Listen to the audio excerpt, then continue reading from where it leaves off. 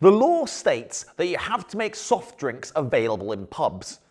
I'm assuming this is to give drivers an option that is non-alcoholic, ensuring that they don't get plastered because of the lack of an alternative and then crash headlong into a busload of kids on their way back from Canada's Wonderland. Which is a perfectly acceptable rationale.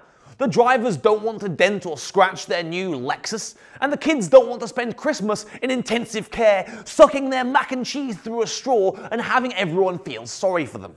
So drivers, go ahead, have a pop or a juice or a tiny little overpriced bottle of sparkling mineral water which comes from some totally invented mountain spring in an invented paradise. Go on, treat yourself. But please, for the love of Yahweh, don't order a tea unless you want everyone to detest and despise your paltry existence. I mean, we've all got to hate someone, haven't we? So it may as well be you tea drinker. But Jimmy, why are you so upset about someone drinking a pot of tea? Why can't people just have what they want? Why all the hostility, man? I'd encourage anyone who's questioning my incredulity to go and work in a bar for a couple of weeks and then serve up a few pots of tea to a table of feckless fools.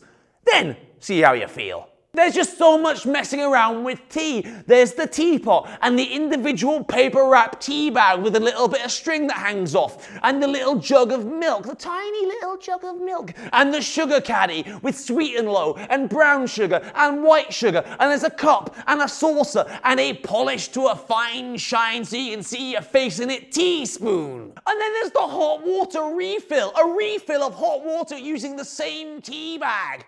I mean, I would be ashamed to drink a pot of tea anyway, right? But then to ask for a refill of hot water? I mean, I know it's a recession on people. I know there's a global financial crisis happening here. But seriously, it's not wartime, you know? We're not living under Napoleon and having to drink chicory as a replacement for coffee to keep the troops happy. I mean, seriously, why don't you just have a second tea bag? Splurge, go for it, go crazy. Woo! I'm having 2 tea bags tonight, people. I'm off the hook. Look at me. I'm mental! Yeah!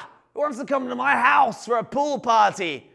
Tea bags galore for all my friends. Look, I understand if you can't drink, won't drink, or aren't allowed to drink for some reason. I mean, that's why half pints were invented.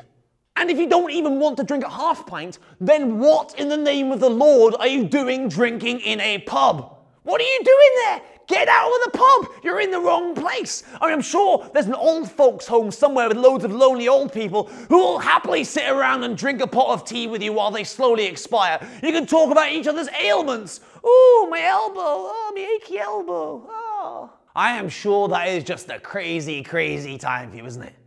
Dunk a little biscuit in your cup of tea. Just crazy, crazy nights. I need a drink. I'm sorry.